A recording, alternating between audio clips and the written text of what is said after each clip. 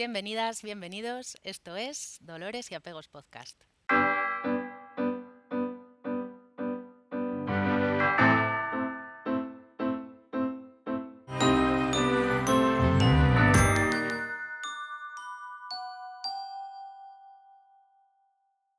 ¿Qué?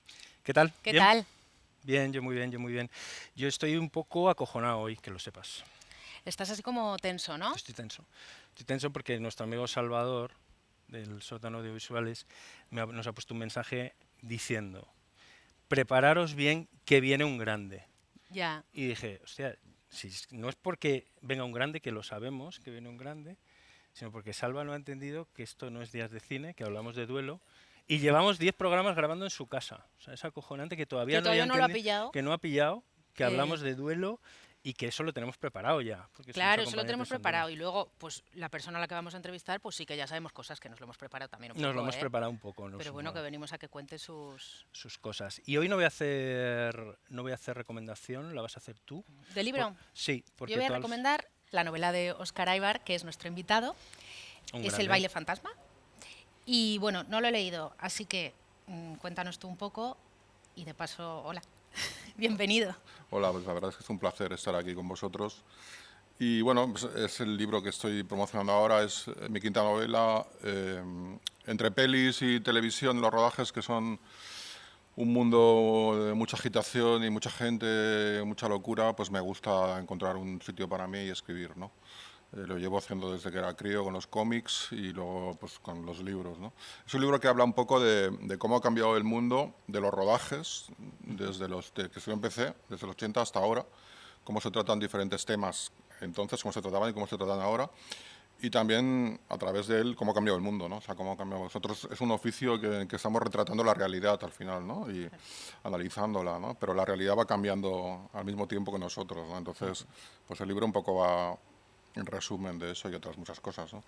Y alguien que estuviese o que esté en un duelo, que suelen ser las personas que nos escuchan o que está pasando un momento, bueno, una crisis, ¿le vendrá bien? Puede tener algo de, quiero decir, le vendrá bien a nivel, yo qué sé, que se vaya a reír, que vaya a disfrutar, que vaya a desconectar. Sí, es lo que te iba a decir, Marta. Esencialmente es un libro entretenido y divertido. Como casi todas las cosas que intento hacer, porque yo pienso que la vida ya tiene suficiente carga dramática para los que hacemos ficción encima meter el dedo en la llaga. Es un libro muy divertido y es un libro que habla de... La protagonista es una persona sola, que ha decidido estar sola y como le pasa a muchas gentes que han tenido pérdidas, ¿no? O sea, y cómo la lleva ella y cómo... Yo pienso que al final es un libro de segundas oportunidades, ¿no? Y es un libro, al final ella acaba encontrando una manera de vivir sola, ¿no? Y yo creo que eso puede ayudar a cualquier persona que se ha quedado sola, ¿no? Total, porque si hay algo que le pasa a la gente en duelo muchas veces es la soledad, ¿no? Que trae. Absolutamente. Sí, sí, sí. A mí, bueno, me ha asociado un poco mi presentación, porque yo traía también mi libro, aparte del de Oscar, pero ya lo diré luego. No, Pero, dilo ya. bueno, Vale, lo perdón. digo, Vale, lo digo vale, vale, luego, cuando vale. me apetezca a mí. No, pero me gustaba el libro que iba a recomendar porque tiene un ángulo desde lo filosófico, ¿no? Y una de las cosas que dice el libro, bueno, hace muchísimas referencias a filósofos de toda la historia, y una de ellas hablaba de Schopenhauer, que decía que sin la muerte no habría, esencialmente decía que no habría filosofía, ¿no? Entonces, por eso, conectando un poco con tu obra, qué peso ha podido tener, y no hablo de muerte, puede ser momento crisis, puede ser momento de que se acaba un ciclo vital y te tienes que recomponer, qué peso ha tenido en tu obra en diferentes momentos, porque es un artista muy No global. quiero empezar especialmente filosófico, pero estoy de acuerdo con la cita. Yo diría un poco más allá. Yo pienso que la muerte, la aceptación de la muerte es el origen de cualquier pensamiento abstracto, o sea, prácticamente de toda la cultura. Arzuaga decía, un antropólogo que me gusta muchísimo, decía en uno de sus libros una cosa que a mí me impresionó mucho, que era imaginar hace 300.000 años un grupo de seres humanos cambiando de un valle a otro, ¿no? Y que en mitad del camino una de esas personas muere, ¿no? O sea, se cae al suelo, ¿no? Entonces, hubo un momento en que ese grupo paró y decidió no abandonarla en el bosque, ¿no? Y entonces ese grupo probablemente le puso unas conchas en los ojos y miró al cielo y dijo en algo parecido a un idioma que ese alma iba a viajar al cielo, ¿no? Y ahí nace todo, nace la filosofía, nace la literatura, nace todo, Claro. todo lo que hemos entendido, ¿no? O sea, nace la religión, por supuesto, o sea, nace todo, Claro. todo lo que es el pensamiento abstracto, que creo que es una de las cosas que nos hace diferentes de los animales, ¿no? Tal. Y nace en ese momento, yo siempre imagino ese camino, ¿verdad? Y esa persona que le pone las conchas que se han encontrado en muchas excavaciones de esta época y que hace un culto a la muerte, ¿no? ¿Por qué? ¿Y por qué nace este culto a la muerte? Porque es una cosa muy difícil de entender. La muerte es una cosa tan increíblemente extraña que es inimaginable para todo el mundo. Es decir, ves a un tío que estaba hablando contigo hace un momento, contándote cómo cazó el último mamut, y ahora ya no habla. Y tú sabes positivamente, porque has visto que otros que se han caído igual ya no se han despertado, y tienes que seguir andando. Ese momento, que a lo mejor no fue uno solo, pero que eso cambió la historia de la humanidad. Porque el ser humano pasó a ser un ser espiritual, ¿no? O esa espiritualidad luego fue ciencia, a lo mejor también, ¿no? Luego se explicó por qué moría, etcétera, y todo ese tipo de cosas. Pero ahí nace lo que yo llamo en general el pensamiento abstracto, que es la protociencia y la protoreligión. Y eso yo creo que a mí en mi experiencia personal con la muerte, pienso mucho en ese grupo de 30, 20 personas que van cambiando de un valle a otro y que de repente uno cae, ¿no? Esa imagen se me repite muchísimo. Sí, yo también he leído ese libro y también me viene esa imagen. Porque además es que o sea, al final es la búsqueda de sentido, ¿no? O sea, el sentido de la vida. Porque si, coño, si estaba aquí y no está, joder, ¿para qué nos morimos? ¿Por qué nos morimos? Porque nos sigue doliendo, porque duele siempre. Sí, joder, lo sabes, ¿qué va a pasar? Que todos a los que queremos se van a morir. Y aquí hablamos mucho de que la sociedad actual vive muy de espaldas a la muerte y que eso hace que tengamos una peor gestión de las muertes. Pero es que no sé si estoy muy segura de eso, ¿no? Ahora que lo hablamos, quiero Sí, decir. sí, no, la muerte es una cosa industrial ya, o sea, desde hace mucho tiempo. O sea, el otro día también hay un podcast que recomiendo, no sé si se llama Casus Belli, es un podcast de historia militar, que a veces hay algún capítulo que me interesa. Y había uno de un tío muy curioso que no tenía nada que ver nada con la guerra, que hablaba sobre la muerte en la guerra, ¿no? Y decía una cosa increíble, decía el esfuerzo que ha hecho siempre los militares para que los soldados cuando llegan al frente no vean ningún muerto.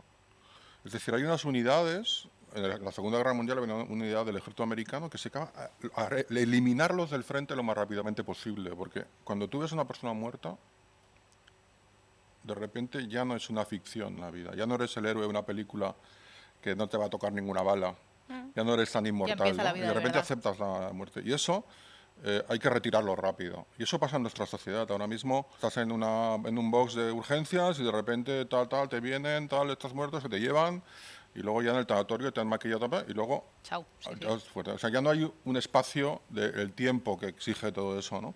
Porque se ha industrializado, la muerte es una industria. Somos tantos millones de personas que ya todo es así, ¿no? Entonces, Joder, pero al final eso te hace sentir peor, porque para mí, que mi momento, o sea, quiero decir, lo peor siempre había sido imaginar, ver y compartir ese momento de ver cómo se muere un ser querido. Y sin embargo, cuando lo he vivido, ha sido un momento muy trascendente, muy mágico y que podría decir que me ha cambiado la vida. Ver morir a alguien, el acto de ¿os puedo morir. hacer una pregunta? Sí. Sí.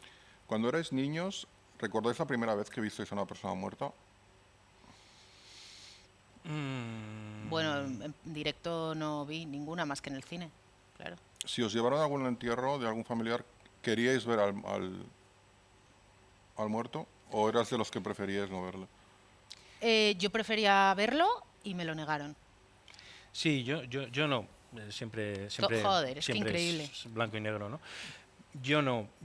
Mi primer recuerdo en ese sentido fue un sonido. Y fue cuando se murió nuestro abuelo. Y recuerdo ese sonido de la tierra.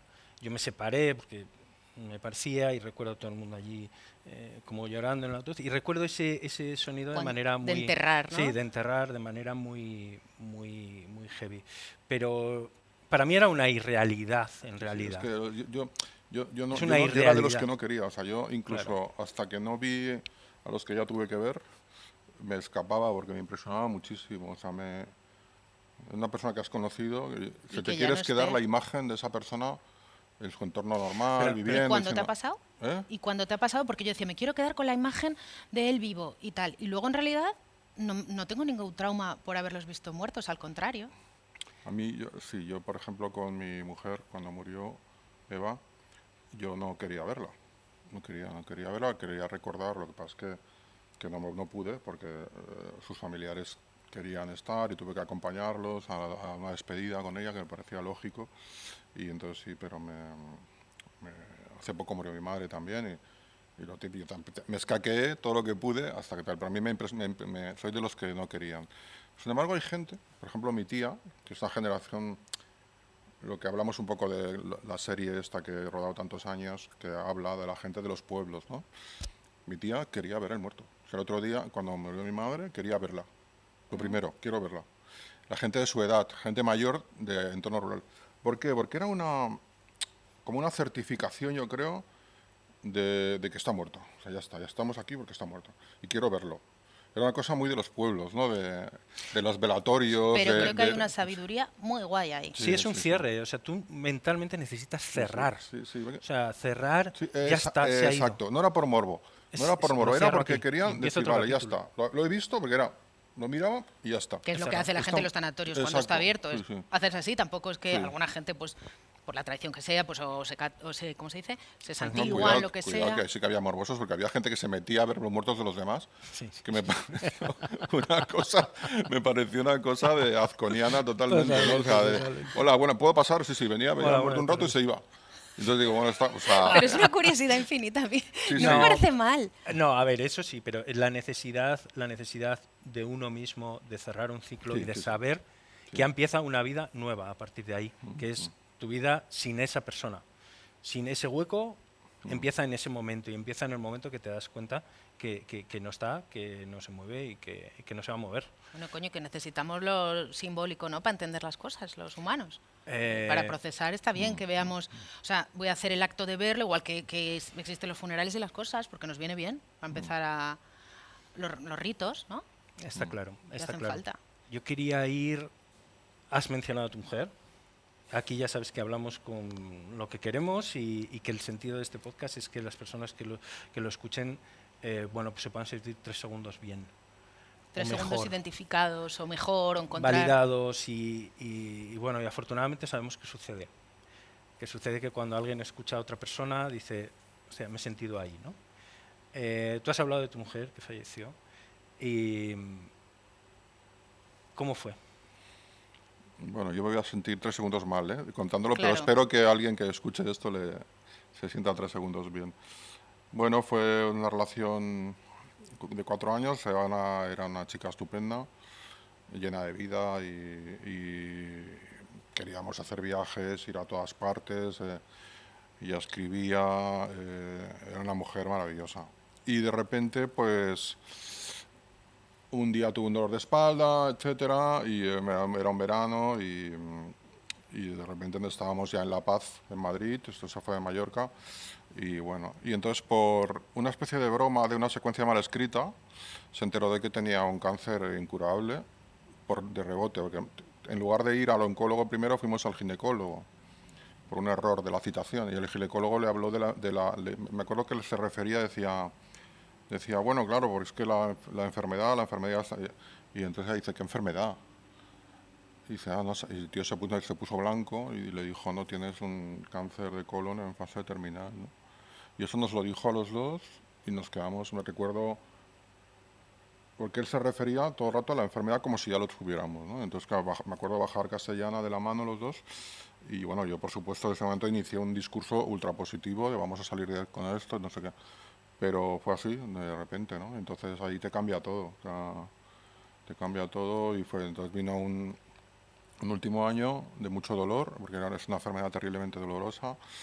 Ahí te cabreas mucho porque piensas que la medicina, bueno, o sea, que los coches vuelan y que todo tiene solución y de repente que no había manera de quitar ese dolor, ¿no? Porque iba creciendo, creciendo, la quimio no funcionaba y fueron los años bueno, de morfina sintética, el coche lleno de morfina sintética y ella, la pobre, luchando. Ella era súper optimista, ¿eh? O sea, todo el rato voy a salir de esto, voy a salir. Y bueno, a mí hay momentos que se me contagió, a pesar de que yo era un poco más realista. Y bueno, tuvo un final como de Cuéntame, ¿no? O sea, fue una boda en que ella quería casarse por la iglesia y entonces pues eso, me- fue pues mi película más difícil, ¿no? Que era productor, director y protagonista y coprotagonista, ¿sabes? Y fue muy bonita la boda y con las flores que le tapaban el catéter, me acuerdo y tal. Y ahí yo creo que fue mi despedida y de ella en un momento muy bonito, muy bonito. Y luego ya al mes murió. Tuvimos una caída de repente, ya como que cogió muchas fuerzas para ese momento. Ya le habían dicho que la quimio no era necesaria porque era innecesaria, que no hacía nada. Y entonces nos enteramos de que en Mallorca, estábamos en Mallorca en ese momento, hay un sitio maravilloso que es un hospital de últimos días, ¿no?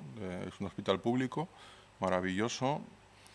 Y bueno, pues acabamos ahí tal, y tuvo una atención médica maravillosa, llena de humanidad, cosa que yo no me esperaba. Había una doctora que era la jefa de, no sé si se llama Últimos Días o Paliativos. Paliativos, sí. Y una experta con muchísima experiencia y hablamos muchísimo, ¿no? De la ciencia y de la fe, ¿no? Más que de la fe, de los sentimientos, ciencia y sentimientos, ¿no? Que se juntan ahí totalmente, ¿no? O sea, Claro. todos queríamos que el dolor cesase porque el dolor a mí se me contagió, vaya. O sea, yo de hecho tengo una enfermedad un poco psicosomática del dolor que en ese momento se me traspasó, ¿no? O sea, porque no la he podido, han pasado ya 8 años y no he podido superarlo todavía, ¿no? Y entonces, pues nada, se fue. Un día decidimos que se tenía que ir y la ayudamos a irse y ya está, ¿no? O sea, pero fue todo de repente. Entonces a mí me entró en lo personal, pues yo soy ateo, militante además, y me entró como una especie de rollo de chico de barrio, de cabreo contra la vida, de qué injusto es todo, ¿no? O sea, que personas que yo conocía que eran subhumanos, que no merecían un minuto de existencia, gente egocéntrica, bueno, gente tal, y de repente que viven cada día mejor que el anterior. Y de repente esta persona que era la bondad personificada tiene la mala suerte y se va, ¿no? O sea, entonces a mí me entró un sentimiento de rabia, de violencia, violenta, ¿eh? O sea, de rabia, rabia, rabia. Y luego vinieron, pues supongo, las fases naturales del duelo, pasé en soledad y bueno, venían amigos a verme, recuerdo y tal, pero fue un año o 2 años muy duros, muy duros, muy duros, muy duros. Básicamente era por eso, por que de repente no lo entiendes, o sea, no lo entiendes porque no. Había tenido muertes de amigos muy cercanos, pero no había seguido todo el proceso, ¿vale? Claro. Entonces aquí cuando sigues el día a día y coges la mano y de repente un día ya no coges la mano, pues se te va la cabeza, ¿no? O sea, porque realmente el dolor te penetra y la rabia, luego muchas fases, hasta que, bueno, pues un día de repente, pues se lo estás contando a alguien y ya no lloras, ¿no? O sea, y eso es el proceso natural, creo, que he seguido yo y he seguido todos los humanos desde el caminito, ¿no? Desde los tal, ¿no? Sí. Yo tuve este año el Festival de Sitges ha restaurado la Filmoteca Catalana, mi primera película que hice con 25 años, una película, un western de ciencia ficción, una adaptación de un cómic mío con Iggy Pop, la estrella del rock. Y en mitad de rodaje murió uno de mis mejores amigos, ¿vale? O sea, que era Feri Rotaeta, grandísimo actor madrileño, o vasco, productor de las primeras películas de Almodóvar, un mito de la movida. Él tenía sida, nos lo había escondido, y de repente, en mitad del rodaje, semana segunda, muere. Y él me lo comunica en mitad del rodaje, un rodaje que estaba siendo desgraciado, ¿no? Lo siguiente, entonces nos llovía todos los días, era muy difícil, y me pide que su muerte tiene que ser en directo, en el último plano, quiere dármelo a mí, porque sabe que le quedan días, y que le tenía que matar Iggy Pop, que es una estrella del rock y de la contracultura, y que por favor no hubiera sangre. Y esto yo tenía 25 años. Y entonces tuve no solo que asumir eso, sino que rodar a un señor de espaldas en sus secuencias, el resto de la película, para que no se notara su ausencia, ¿no? Y esa fue mi primera gran pérdida, ¿no? O sea, Recuerdo que yo, claro, esa semana que se para el rodaje, hasta que murió, estaba yo y el protagonista, que era mi mejor amigo, teníamos 25 años, en el Hospital Clínico de Barcelona atendiendo a este señor, porque estaba solo, ¿sabes? Tengo un recuerdo sobre la muerte de Félix, que fue Félix Rotaeta, era. Está un celador afeitándole, ¿no?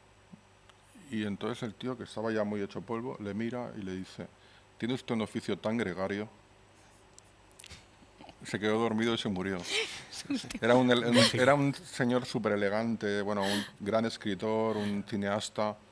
Bueno, Almodóvar lo influyó muchísimo. Todo el cine, digamos, el melodrama, lo aprendió de Rodadeta, que era un gran amante del melodrama, era actor, o sea, un maestro. Entonces para mí eso fue como, hostia, la primera... Y luego la vida, pues es que se van cayendo alrededor tuyo. O sea, yo he tenido ya, imagínate, dedicándome a lo que me dedico, que es gente que tiene una vida poco tranquila, pues he perdido a mucha gente, ¿no? Entonces, tal. Pero Eva es diferente, que es, o sea, la persona que estás todos los días viéndola, tal. Incluso mi madre murió el año pasado, y bueno, pues 90 años, dices, es una persona que ha vivido su vida, ¿no? Y eso siempre es diferente. Hombre, se vive con otra Porque naturalidad, ¿no? ¿Lo entiendes? la amputación de la vida, que es la amputación de la posibilidad de tener experiencias que estamos teniendo todos, pues es lo que realmente te cabrea, porque dices, esa persona no va a poder vivir esto, no va a poder hacer esto. Yo me acuerdo diariamente Claro. de ella, sí, sí, de las No, cosas es que tu mente pone fácil, oye, mis padres se tienen que ir, natural. Mis amigos, como dices, que tienen una vida poco tranquila, por decirlo de alguna manera, puede caber que les pase esto y tu mente lo acopla, dice, vale, pero mi mujer en este momento no. Siempre cuando alguien tiene esta reacción, y has dicho la palabra violenta, claro, yo a mí Tú siempre... también, tu duelo es violento. Sí, muy violento, muy violento. Y me enfadaba con cada cosa por eso, porque había una sensación de injusticia permanente. Total, sí, sí, sí. Sí. Dices, este hijo de puta está aquí tan ancho, se está bebiendo lo más grande o tal, y mi hermano tiene esto. ¿Qué mierda? Sí. O sea, tu dinámica de pensamiento, tal, cuando dejas esa lucha, pues la verdad es que te calmas bastante. Cuando dejas esa lucha mental te calmas. Yo siempre pienso que el duelo se integra. O sea, no me gusta hablar de superación, pero sí de que, bueno, pues integras el duelo, integras esa muerte, integras la pérdida, precisamente cuando dejas de juzgarlo, de decir la muerte es justa o injusta. Porque es verdad que habrá hijos de puta que no se mueran y que tengan una vidorra, pero que siempre, para quien ama a la persona, es injusto, ¿no? Y siempre se va demasiado pronto y siempre tal. Entonces, Sí, cuando nunca tienes desaparece esa suficiente. cosa de es justo o injusto, empiezas a estar mejor. Fíjate que tiene algo que ver, yo creo, quizá la testosterona. Yo ahora ya no produzco casi ninguna, gracias a Dios, Y por eso estás mejor. pero cuando tenía esta hace 8 años todavía producía bastante.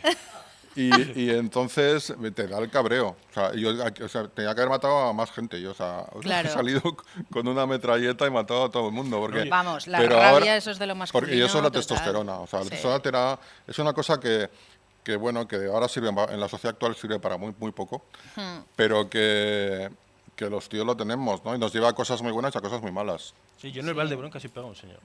Pero literalmente.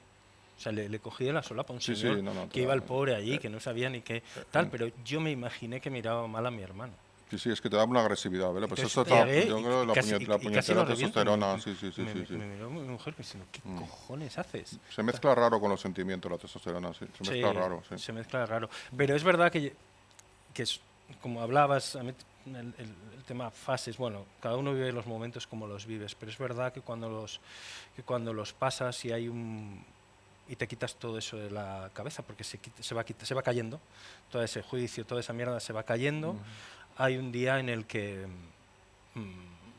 ya está. Puedes hablar sin llorar, ¿no? Que es lo que decías tú. Luego O no hay- llorando siempre, o no tan roto. Sí, y luego hay una cosa que me parece de extrema crueldad a mí de la biología humana, que es la pérdida de la memoria. Es decir, es lo que nos mantiene vivos, porque si realmente todos tuviéramos todos los días presentes todas las tragedias, no podríamos dar un paso adelante. Entonces, gracias a lo que sea, tendemos a olvidarlo. Hombre, para empezar nosotras, Porque, que tendemos a olvidar lo que claro, duele parir. y eso a mí, por un lado dices, hostia, qué irrespetuoso es esto, ¿no? Porque, ¿cómo puedo olvidar a esta persona? Pero sí, es que si no, no podrías avanzar. O sea, la pérdida de memoria sirve para esto. O sea, eso está muy bien diseñada por la evolución. O sea, Sí. sirve para olvidar pues que te han clavado un diente un mamut o lo que sea, o que tu mujer se ha enrollado con el de la otra cueva, o lo que, o sea, todo eso sirve. O sea, yo creo que el cerebro, después de años, miles de años de evolución, ha desarrollado la pérdida de memoria. Y eso es maravilloso, pero es muy cruel. O sea, es muy cruel porque piensas, "Coño, olvidar a esta persona que ha sido tan importante, pues bueno, pues te la estás olvidando porque la naturaleza quiere que sigas adelante. ¿No crees que la recuerdas de otra manera?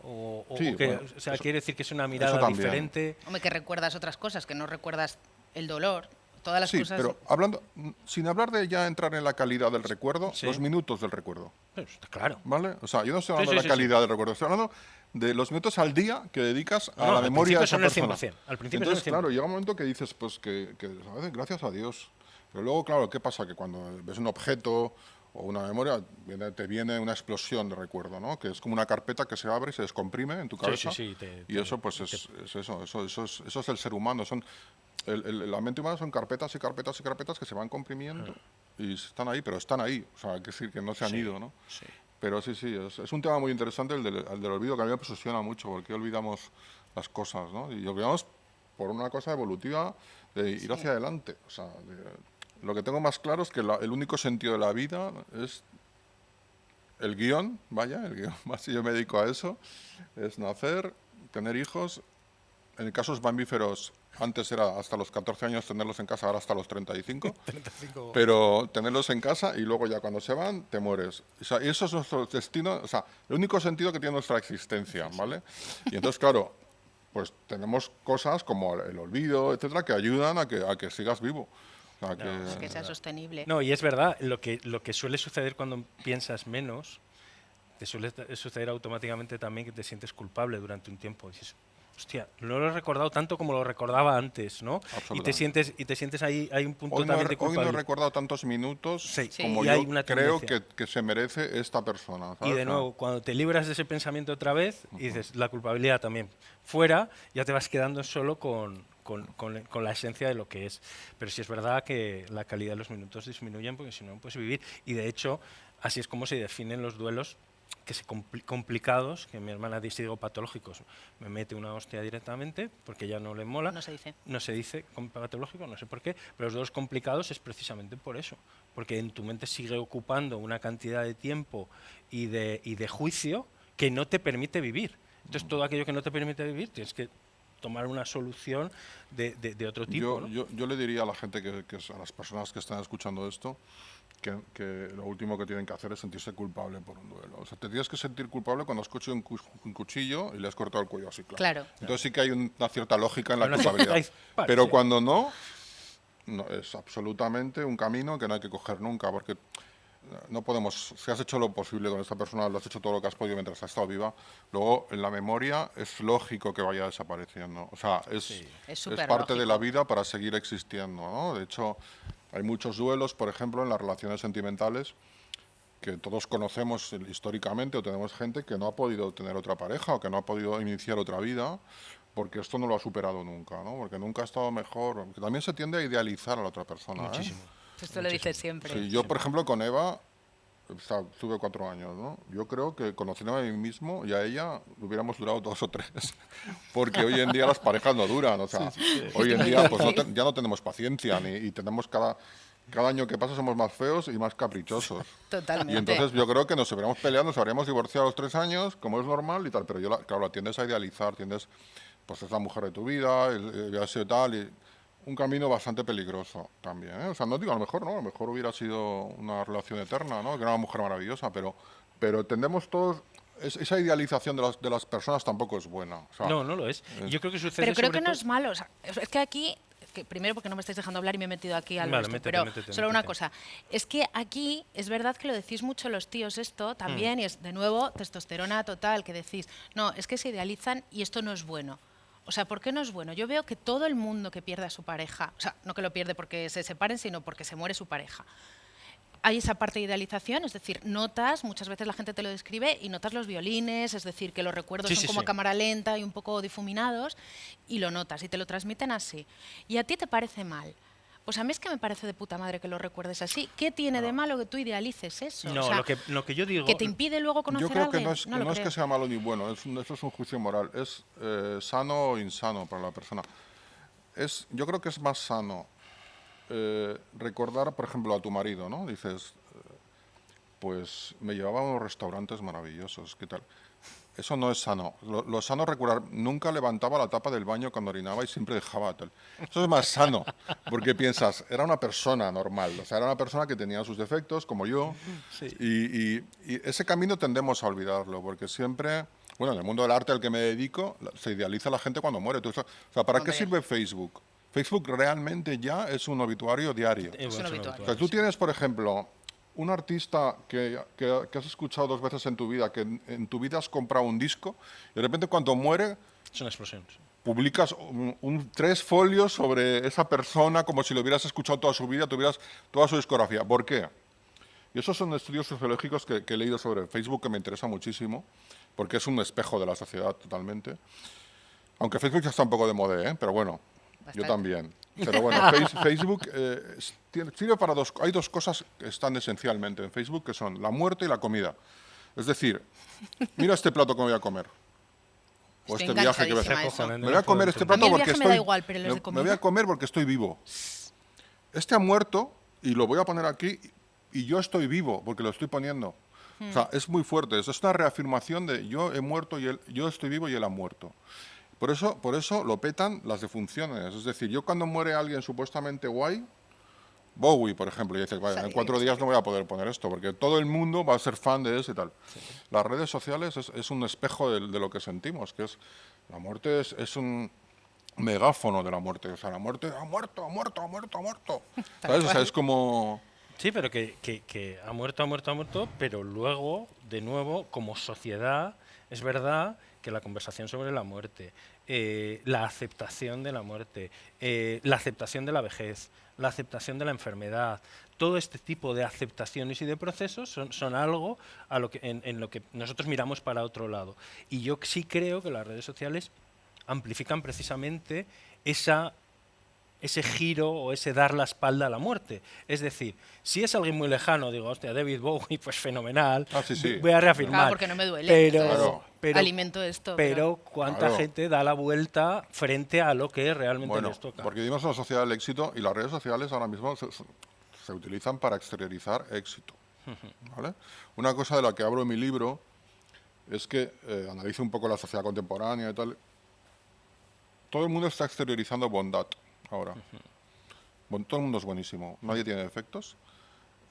Y en la cultura ya no te digo. O sea, en mi entorno cultural, los libros, las películas sirven para que las personas demuestren al mundo lo buenas que son. Ya. Sin hacer nada más. O sea, solo haciendo el libro, la película, sobre el tema candente social y tal. Y todo el mundo es maravilloso. Nadie es racista, nadie es machista. O sea, todo es increíblemente. Todo el mundo está como en una misa muy grande y todo el mundo está en primera fila haciendo así. ¿Sabes? Y entonces yo digo, pero un momento, no todo el mundo es tan bueno. No. Si este es un hijo de puta. Si este está haciendo un imperio inmobiliario con todo esto y tal. Hay yo diría un 5 o 10% de gente maravillosa, ¿eh? Que realmente esos temas les preocupan. Pero os digo que el 90% no. A ver, yo tengo un tema que es que no tengo redes sociales. Yo nunca las tuve. No es que decidiera quitarme de las redes Es una sociales. opción que envidio. Sí, yo nunca he comprendido las redes sociales, no las he entendido, no entiendo nada de Es las que es una dinámicas. desubicación. Yo estoy completamente desubicado en el mundo porque no entiendo nada y sé que me pierdo alguna cosa. Es que porque- aparte yo te cuento cosas y es Sí, que no entiendes digo, nada. hostia, sí, yo no entiendo nada. Está a mí bien. me da igual. Haces muy bien, pero es que es lo que hablábamos hace un momento. Es que nadie exterioriza sus defectos.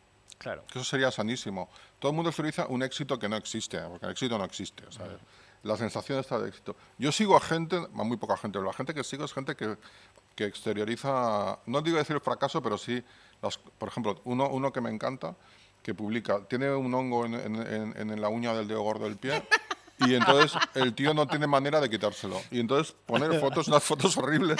Sigo a este tipo de personas porque me fascinan. Tanto en la ficción como en la vida real, los defectos nos humanizan. Claro. Es lo que nos hace personas.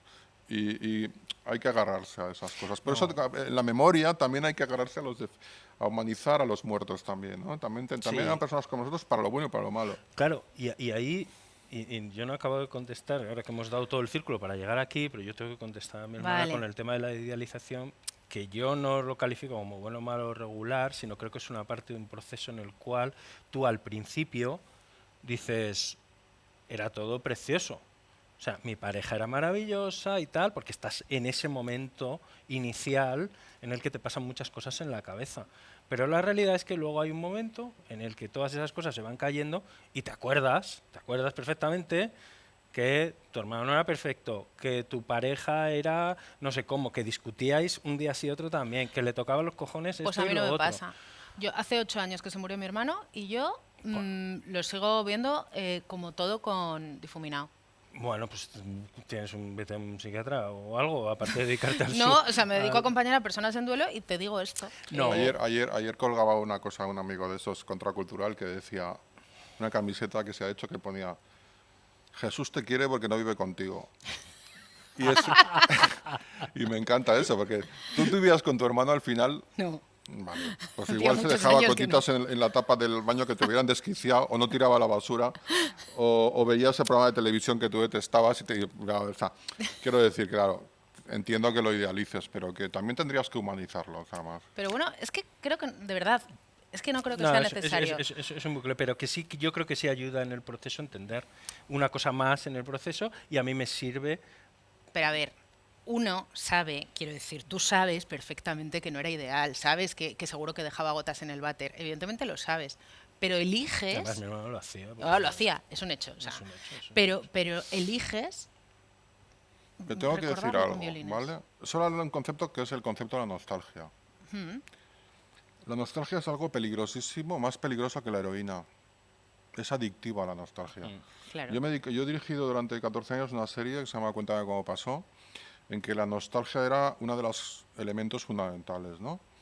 Y el espectador, una cosa que los millones de espectadores que nos seguían, lo hacían entre otras cosas porque estaban enganchados a un sentimiento nostálgico. La nostalgia es muy peligrosa, porque es como esta sensación un poco plácida a veces. Es muy confortable sí, la muy nostalgia. confortable. Y yo creo que eso no es bueno. O sea, creo que no es bueno para... Es como una droga sintética, ¿no? Es algo que es bueno en la ficción. Por ejemplo, os voy a contar una tontería.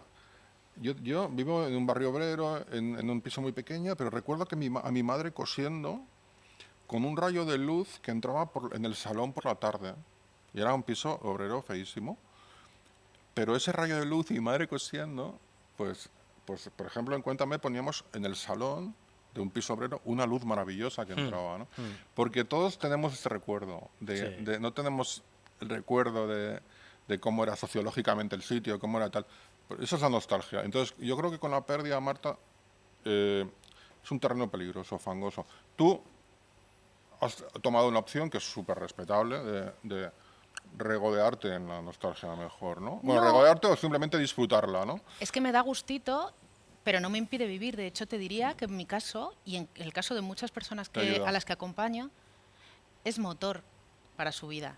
La nostalgia puede ser motor. O sea, tú te puedes quedar en la nostalgia a gustito, pero también te puede mover. Quiero decir, para mí la nostalgia es una representación del amor.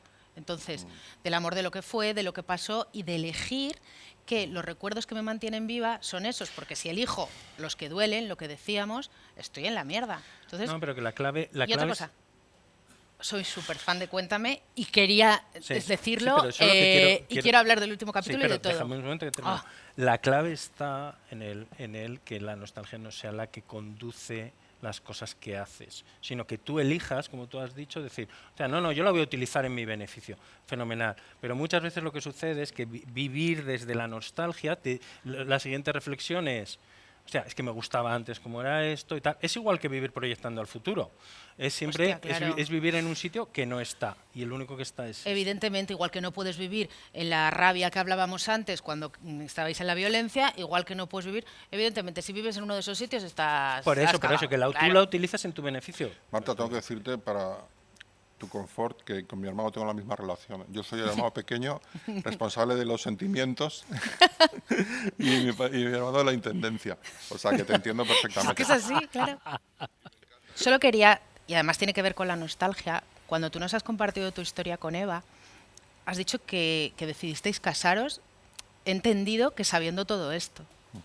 Y me parece, o sea, quiero recalcar este tema o ahondar mínimamente en ello, porque sí que creo que es una de las cosas que más puede servir a las personas que estén pasando por un momento de, hay una enfermedad terminal que se puede estar viviendo de manera positiva, como era su caso, vuestro caso, y sin embargo, o sea, sigo haciendo cosas, voy a hacer una celebración de vida y en cierto modo también sé que es la despedida. O sea, vosotros qué conversación tenéis ahí y cómo decidís ir hacia adelante con eso? Bueno, en primer lugar, Eva, desde ese momento que nos comunican lo trágico, ella toma yo me doy cuenta en ese momento de que toma un camino que me parece sanísimo, sanísimo, que es el de, el de se va a curar, me voy a curar. Me han dicho que es imposible, pero yo me voy a curar. Y obviamente yo como compañero de ella tenía que apoyarla en esto y poner una expresión constante de que no tengo ninguna duda de que eso va a pasar, ¿no? Entonces, como yo pues le había pedido matrimonio ya antes de esto, pues hay que seguir, porque tenemos que buscar poner fecha. O sea, porque si lo paras y dejas de hacer una vida tal, entonces ella se hubiera venido abajo totalmente, ¿no?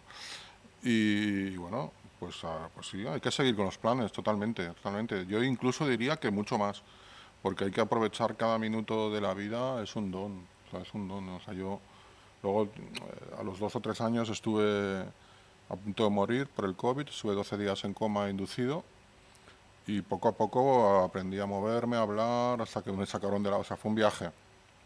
Tuve una paranoia bastante divertida, pero aprendí que cada minuto es una pasada de vida. O sea, me acuerdo de la primera galleta María que me dieron, que pude coger con mis manos y todo esto, y pensé mucho en ella en ese momento, en qué bien haber aprovechado todos los minutos, todos los viajes, todo, o sea, la boda, que para ella fue, me dijo, el momento más feliz de su vida, ¿no? O sea, ¿Para ti también lo fue?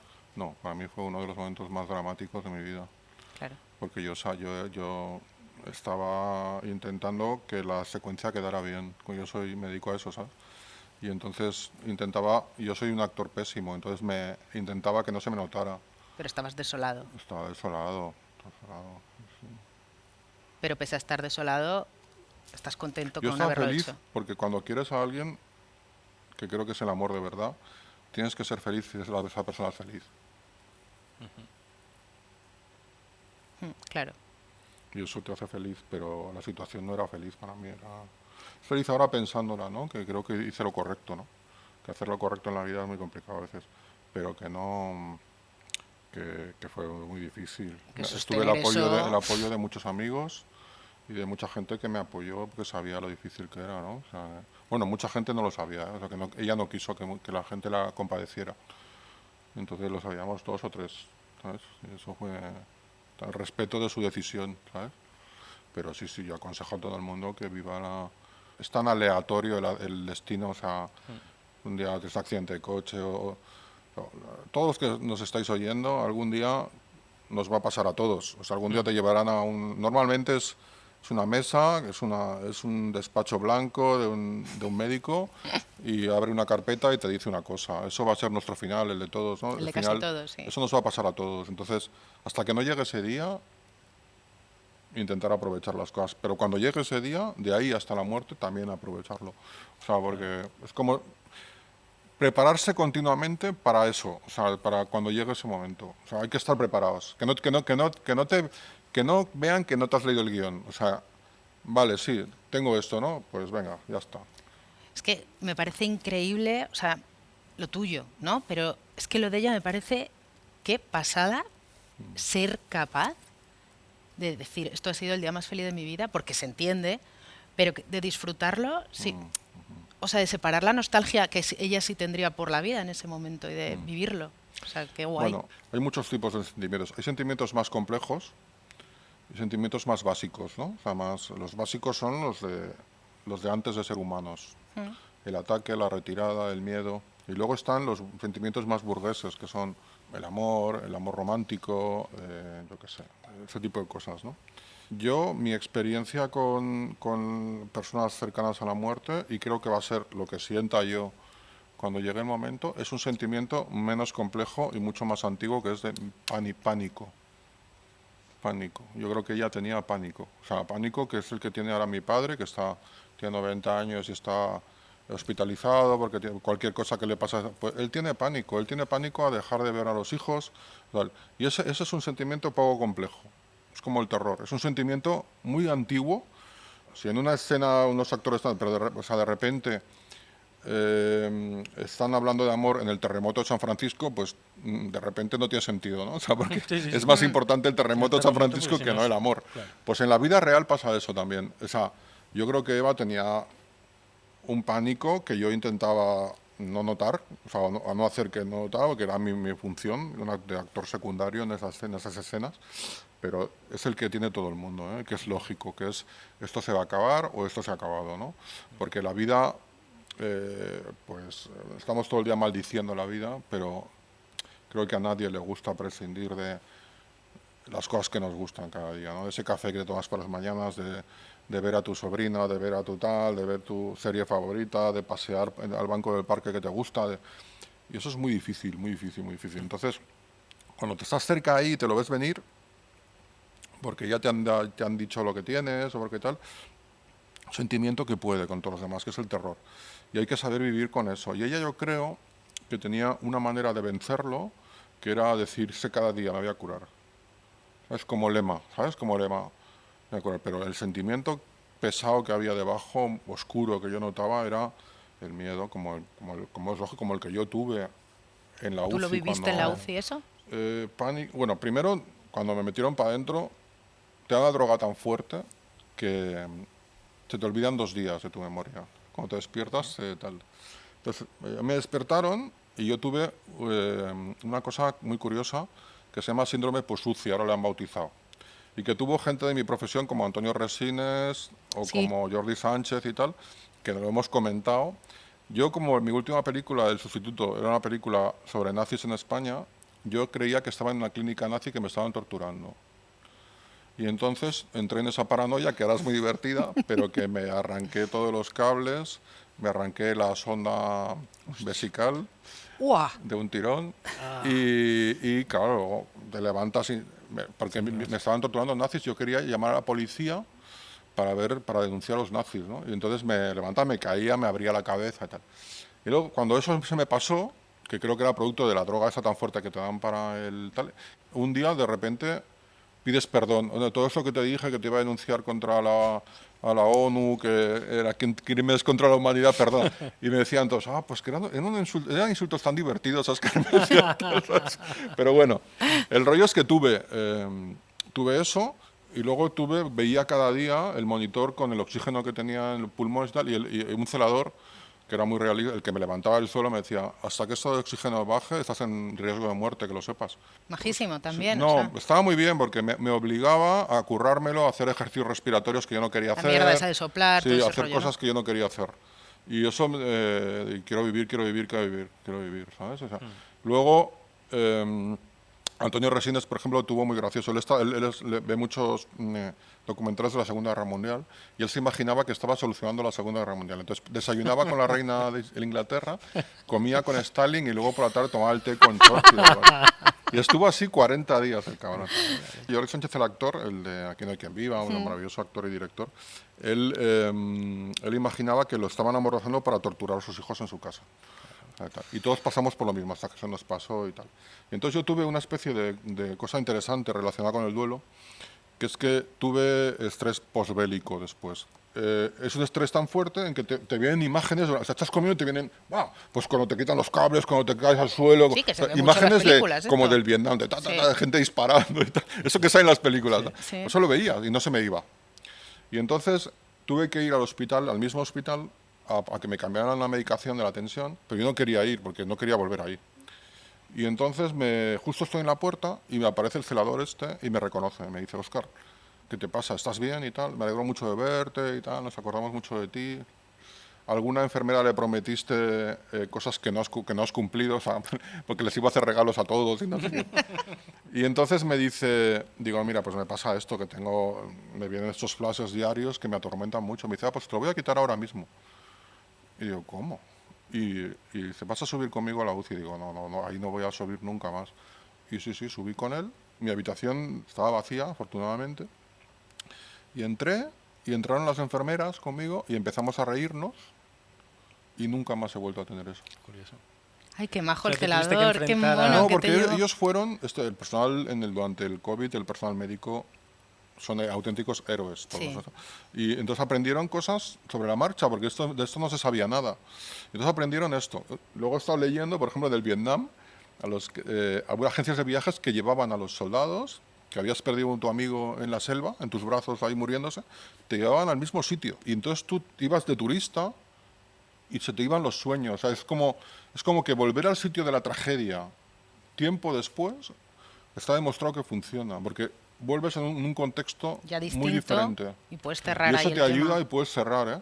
Que fíjate, es interesante esto, que a mí no se me ha ocurrido, me pasó y me cambió totalmente. O sea, Claro, Pero bueno, el resumen, que me hizo apreciar mucho la vida, mucho claro. la vida. Claro, yo viendo de dónde has sacado tus historias para tus pelis, ¿no? Y oyéndote en entrevistas.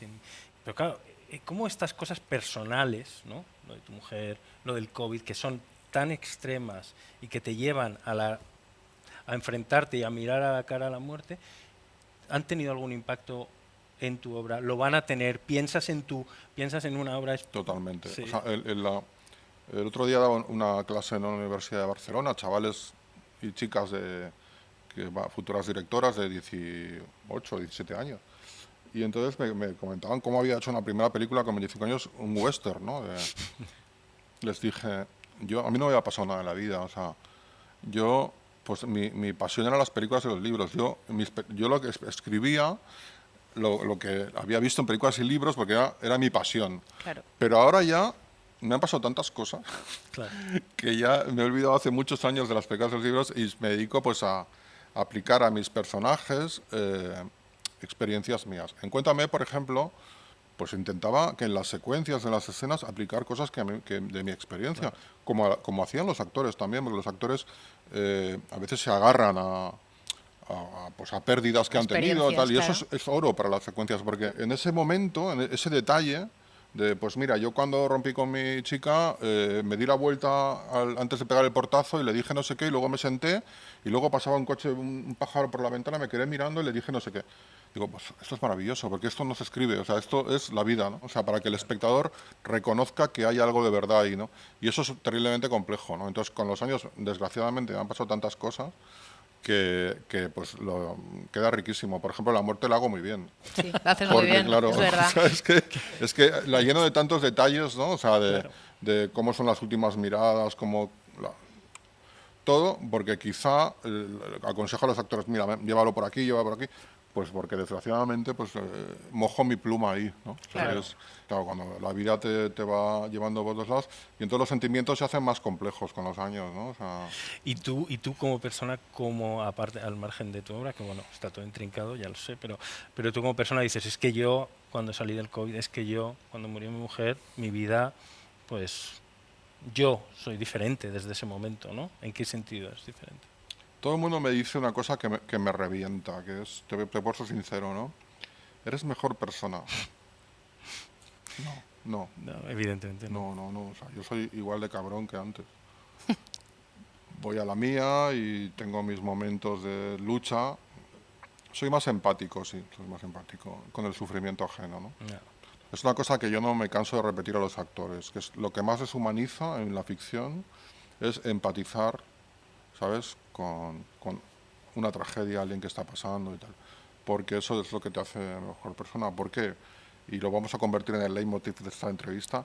Porque lo que hacía fuerte a ese grupo de hace 300.000 años era la cohesión como grupo. Claro. Era ayudarse unos a otros, ¿no? ¿Sabéis que esto que decimos ahora, por ejemplo, de que los abuelos cuidan a los nietos, que eso es una cosa aberrante, bueno, porque los mima y tal? Pues es una cosa que ya se hacía entonces, o sea, porque las mujeres y los hombres iban a cazar juntos y a recolectar juntos, cosa que se ha demostrado recientemente que era así.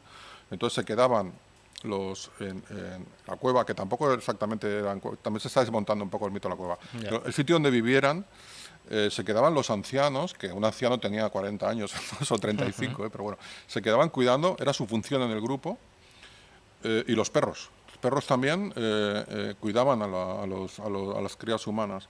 Y luego se ha demostrado mucho, Arzuaga, sobre todo en Atapuerca, demostró mucho altruismo. O sea, gente con lesiones de huesos soldadas, porque el grupo te ayudaba. Es decir, que vivimos en grupo. O sea, digamos que ahora en una sociedad que tiende al individualismo salvaje ahora y a la soledad, que está separando a los hombres de las mujeres muchísimo, que el pensamiento colectivo está desapareciendo totalmente, es terrible eso, o sea, porque realmente es lo que nos ha hecho humanos, lo que nos ha humanizado, que es la empatía por ver a una persona que se cae, ayudarla.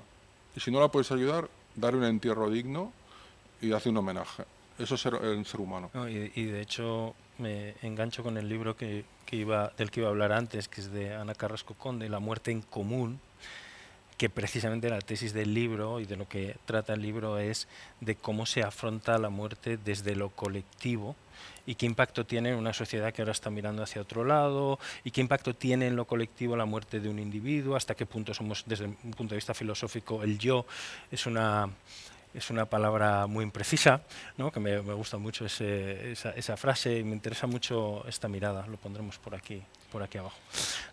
Mola. ¿Tú quieres hablar? Sí, no, que esto lo estaba relacionando, es que me van muy rápido las ideas y luego se me escapan otra vez. Tira. Entonces, lo estaba relacionando que es cierto, y esa cosa nosotros hablamos muchísimo, en todo lo que escribimos, en todo lo que compartimos, hablamos de esa parte del duelo como algo colectivo, ¿no?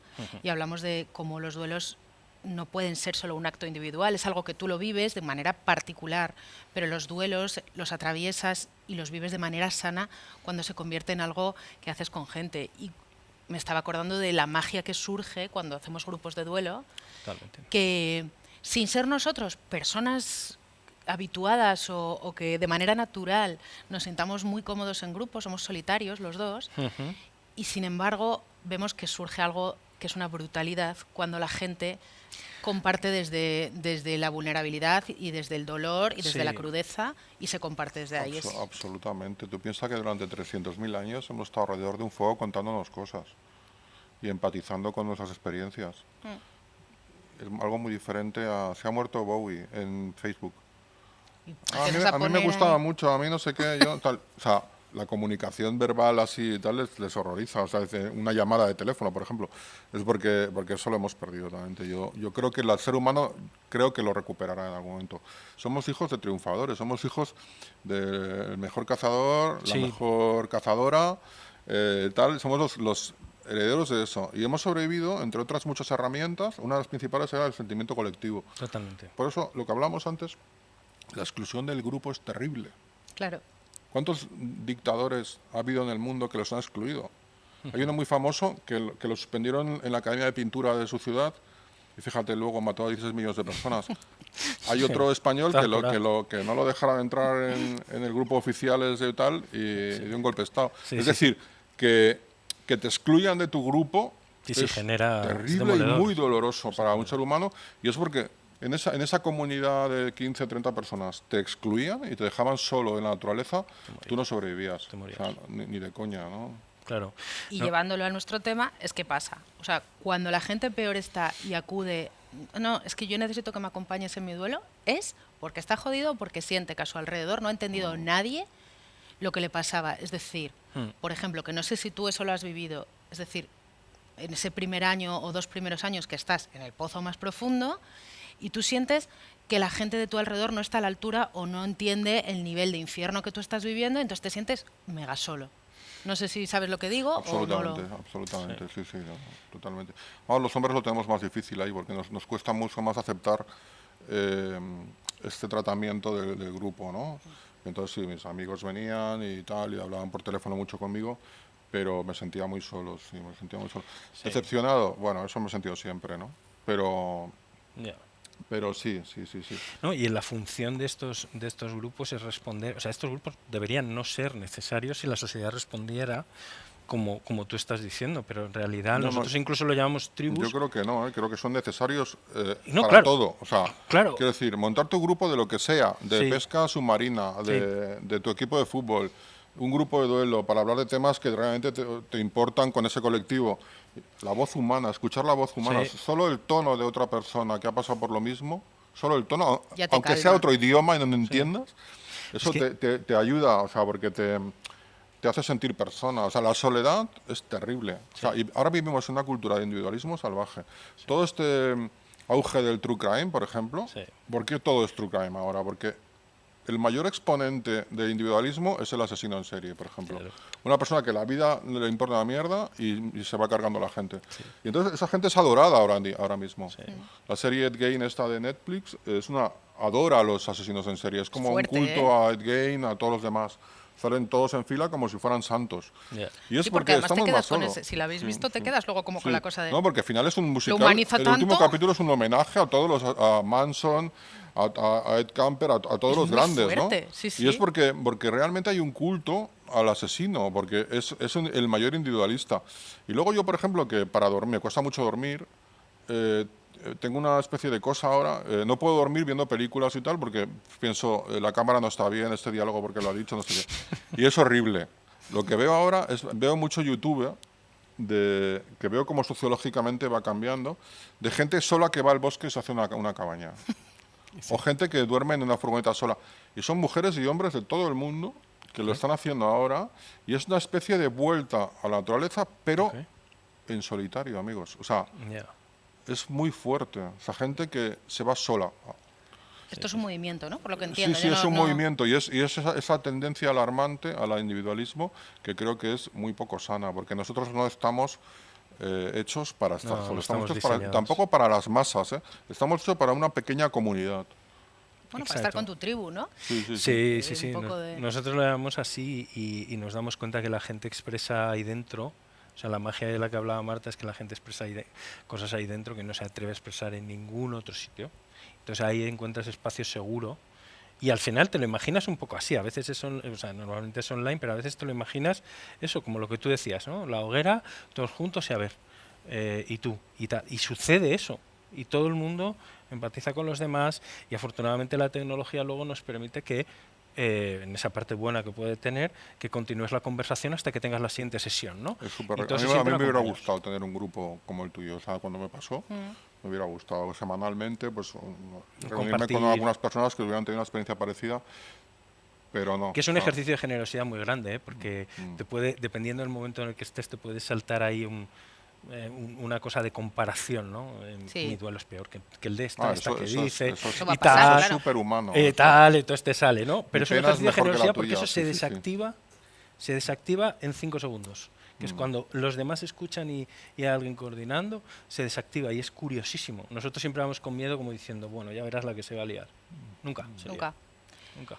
A ver, estaría hablando 50 horas contigo, pero por ir cerrando, por lo menos por mi parte, que tú seguro que tienes más cosas. Tú siempre quieres cerrar, pero tira, tira. No, no, pero bueno, yo por cerrar mi parte, luego seguimos Sí, sí, hablando sí. de lo que tú quieras. Tú haz lo tuyo. Quería hablar de algo que ya has mencionado, pero yo quería meter un poco ahí, que es lo que pregunto siempre aquí, porque me parece importante. Tú te has declarado ateo, Militante. o sea, ateo militante. ¿El duelo cambió algo de esto o siempre fuiste ateo y ahora eres reateo? ¿Qué ha pasado ahí? Yo tengo un problema que es que soy de Hospitalet y entonces eso me permite no ser religioso porque es un sitio tan increíblemente feo, perdón, habitantes de Hospitalet, que Lo pues conocemos que no me bien. permite tener una gran espiritualidad, ¿no? Entonces, pues ya de entrada no hice la comunión y todo eso, pero no creo. Respeto mucho a las personas que tienen fe. Eva era cristiana, tuvo una abuela cristiana, muy cristiana. De hecho, Salva, que está aquí presente, cantó el Ave María, ¿verdad? Y ella lloró de felicidad, fue un momento muy feliz. Y yo respeté mucho, de hecho envidio a las personas religiosas mucho porque tienen esta ceremonia y esta ayuda, estas cosas que les sirven. A mí no, yo como no creo en personajes de ficción, o sea, no me lo creo. pero me gustaría creerlo, me gustaría y tengo respeto. Tengo en mi despacho una estantería, porque era muy fan de Jiménez del Oso, ¿no? Tú Sí, sí, sabes quién es, que perfectamente, tú eres muy perfectamente. joven, pero y que tenía un despacho, de su gabinete era como con dioses mayas, aztecas, Es y verdad. Jiménez del Oso es como el de antes de un cualquier. parapsicólogo, sí. Sí, de Sí, cuarto milenio, sí, digamos. sí, Jiménez del era, Oso era me el acuerdo, me gran. acuerdo. Y que Jiménez empezó un poco siguiéndole a él, pero Sí, es sí. nuestro mito, porque Era un mito. ese hombre Era salía y era un un mito. psiquiatra muy famoso Sí, sí, en sí, me televisión acuerdo. española y era un despacho lleno de dioses. Yo tengo dioses de todas las culturas, tengo como un santoral de todos juntos, aztecas, mayas, romanos, griegos, de todas las culturas, ¿eh? Porque me fascina esa teatralidad del Ujú. tótem, ¿no? Porque es un poco el por qué hemos buscado esto, ¿no? Yo no lo he tenido porque soy de Hospitalet, ya os lo he dicho, pero Eva lo tenía, por ejemplo, Eva era y creo que su boda fue preciosa y creo que le ayudó en la muerte al final un poco Te iba a porque preguntar eso sí, ahora. le ayudó y yo lo respeté muchísimo. No creo que los ateos nos tengamos que estar imponiendo nuestra cosa, ¿no? No, claro. Para mí es un canto a la vida ser ateo también porque creo mucho en el ser humano y creo que tenemos que llevarnos lo que vemos y tal. Oye, y ya está. Bueno, de hecho tuve con el cura del pueblo, tuve mis porque me quería hacer, yo tenía ya entonces, pues hace 8 años, tenía casi 50 o 50 años, ¿sí? Y me quería hacer el curso prematrimonial, ¿sabes?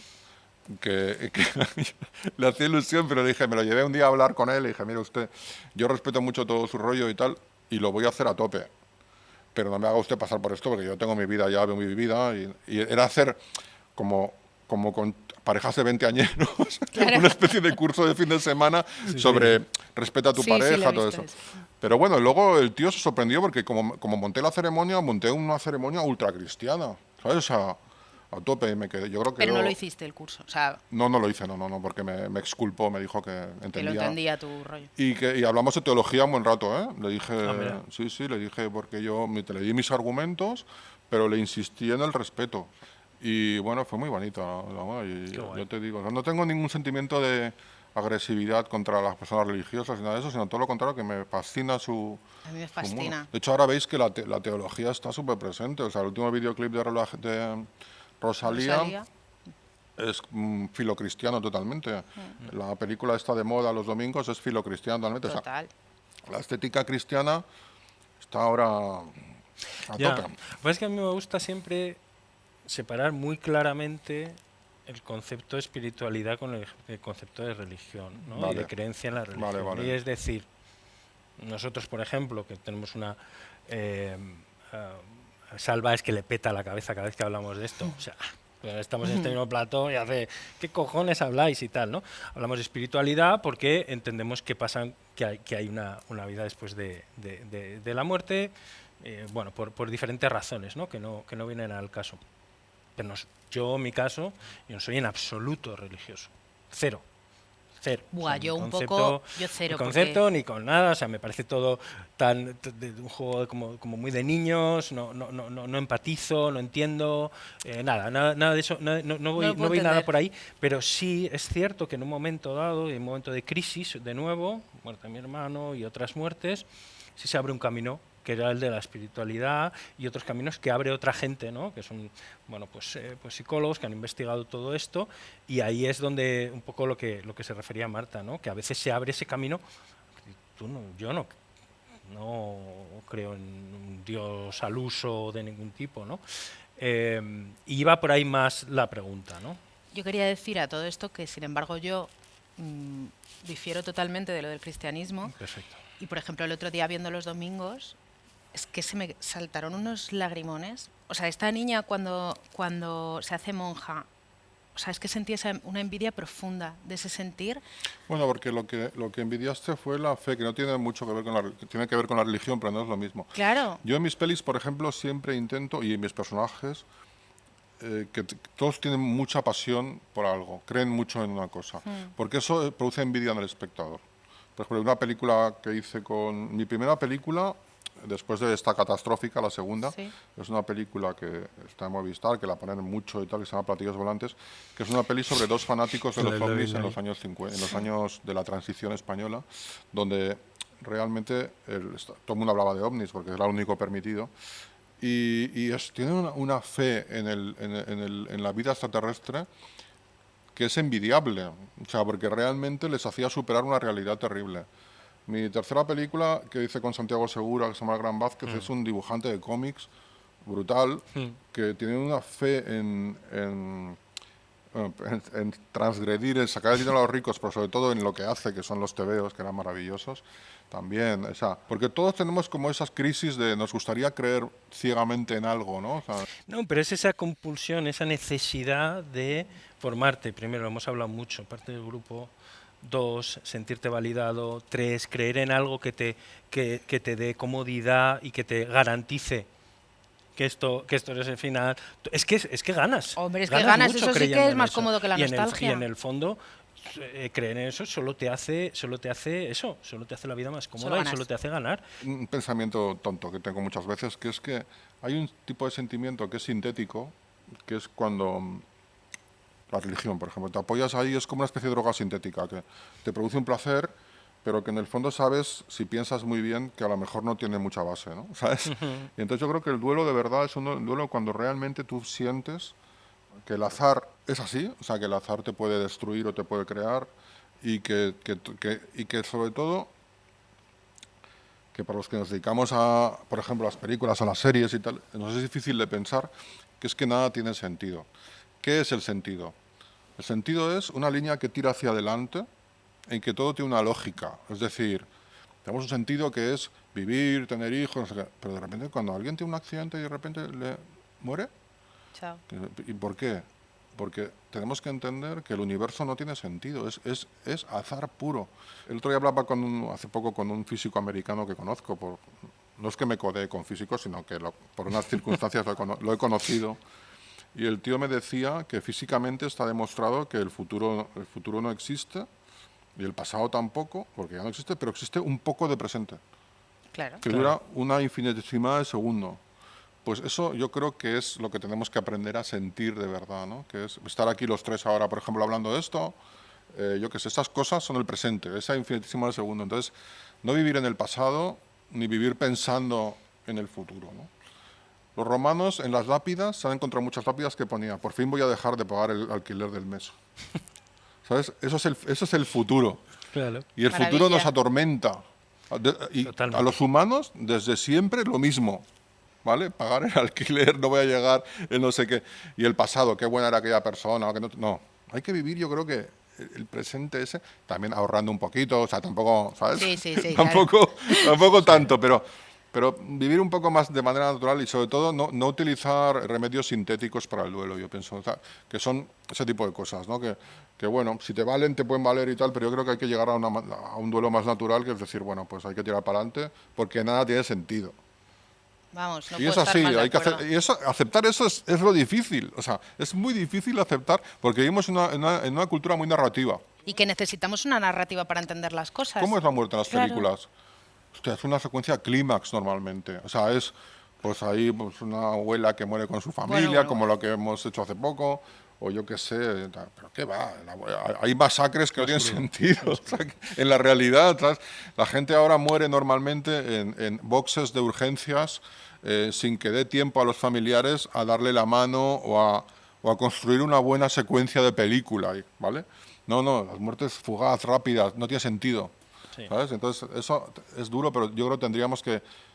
un camino que me parece guay es aceptar eso, ¿no? Total. Estoy muy de Yo acuerdo creo ahí. que no se puede, honestamente, cerrar mejor. Nosotros nos enredamos en hablar de muchísimas cosas, pero al final siempre llegamos a lo mismo. Creas en cosas o no las creas, es espiritual o no, da igual las vueltas que le des, la clave está en el presente. Porque todo lo que está atrás y todo lo que está en el futuro te genera muchísima frustración y es la esencia de la infelicidad, ¿no? Y la gente que más es capaz de vivir en el presente es la que tiene las herramientas más fáciles para superar, en caso de lo que hablamos, Marta, para nostalgia hablar. cero. Que Mi no me mensaje alineo. al espectador, nostalgia, fuera. De todas maneras, En las películas sí y en las vamos- series también, pero en la por vida eso. real... Te has enfrascado. Marta, tú sí, y lo respeto, pero yo, que soy aquí el entrevistado, digo, Que soy el jefe del día. digo que yo mi consejo práctico es Fuera la nostalgia, hay que desintoxicarse de la nostalgia. Vale, pero sí, tú conservas un amor que eso no se puede romper, por Eva, No, que eso no claro, se puede romper. por porque- supuesto. que no- vale, porque es que la gente a veces no Por se entiende las supuesto. cosas. Sí, está muy bien que hayas aclarado eso. Entonces, el amor siempre. Lo puedes pensar, lo puedes adornar de nostalgia o no. A mí me da gustito así y ya me dejáis con eso. Pero sí, amor siempre, porque eso es lo que te queda. Pero eso no te lo niego. Pero Vale. hay una diferencia muy grande entre tener a tu persona querida enterrada en un sitio que sabes que hay un rosal y a veces vas al rosal y miras la rosa, que no tener todo el salón lleno de fotos de esa persona. Esa es la diferencia entre la nostalgia y el amor, claro. ¿sabes? Vale, pues entonces no tengo nostalgia. Vale. Tengo un amor gigante. Vale. ¿Ves? Al entonces, final el amor al siempre final ha ganado. a tope. Como Claro. dice Ringo Starr, amor, amor, amor siempre. Amor, yo creo que el amor es la esencia de todo. Y todo lo que hagas en la vida, que hacemos, tendremos que hacerlo por amor, porque el amor es lo que más nos humaniza. Total. Yo... ¿Quieres decir algo más tú? No, Es que me ha gustado tanto su cierre que... Exacto, que nos vamos a No, callar. pero y tiene esto- que cerrar a vosotros, no me dejáis ahí. y esto... No, ¿qué cojones? Es que ¿sabes qué nos pasa? Nosotros aquí, nosotros nos dedicamos a algo que es el 80% de nuestro tiempo es escuchar. Y nos han dicho en el podcast muchas veces que bien escucháis, porque no Joder. interrumpís y tal. Claro. Y entonces no nos gusta que la persona que esté ahí tome el que nos viene un protagonista que poco está. mal eso porque no nos vende mucho como luego nuestro trabajo como, No, no nos vende una tanatólogos o como mierda, acompañantes. pero- ¿Sabes? pero No eso no te importa. ven tampoco decir lo que es la Es muy frase. divertido cuando discutís.